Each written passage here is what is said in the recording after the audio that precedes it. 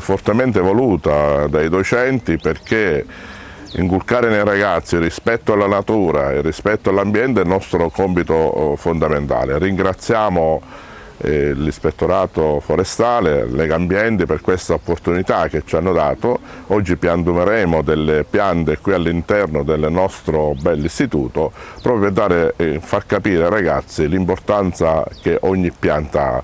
Serve per dare ossigeno, serve per salvaguardare l'ambiente. Una pianta serve anche per dare bellezza estetica all'ambiente in cui viviamo. I ragazzi hanno fatto un percorso didattico mirato proprio per acquisire le conoscenze basilari, per sapere avere conoscenza delle piante che metteremo in questo nostro territorio.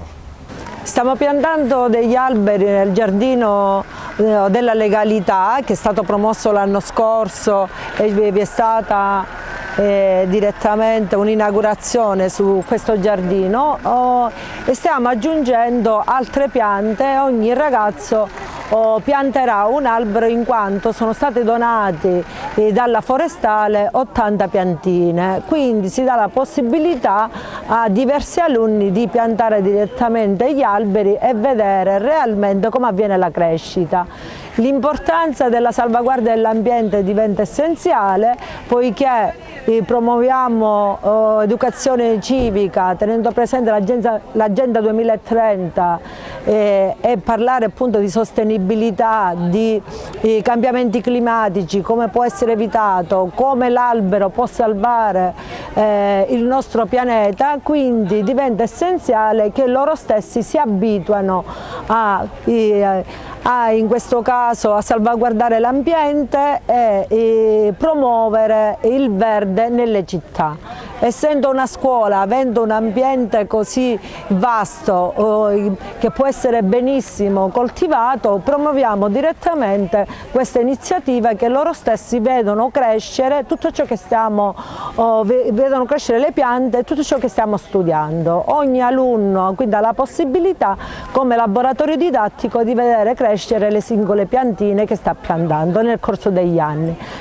Oggi è un giorno molto speciale, ci stiamo infatti piantando delle piante di rosmarino, lavanda, alloro, per un semplice motivo: ci vogliamo prendere cura appunto del nostro giardino e prenderci cura di questo giardino, piantarlo e arricchirlo con piante. Per me questa esperienza è un'esperienza significativa, perché ti fa un poco distaccare dai social, ti fa pensare ai lavori della terra, insomma ti fa anche divertire con dei lavori semplici. Infatti stiamo vedendo che molte persone stanno piantando le piante col lavoro delle mani, usano degli appositi strumenti, e penso che questa esperienza bisogna tramandarla in generazioni, perché prendersi cura dell'ambiente ad oggi è molto importante. Chiesa dell'Albero fa parte di un progetto più ampio che è quello di Life Terra, di cui Legambiente è partner, il cui scopo è quello di piantare 500 milioni di alberi in Europa.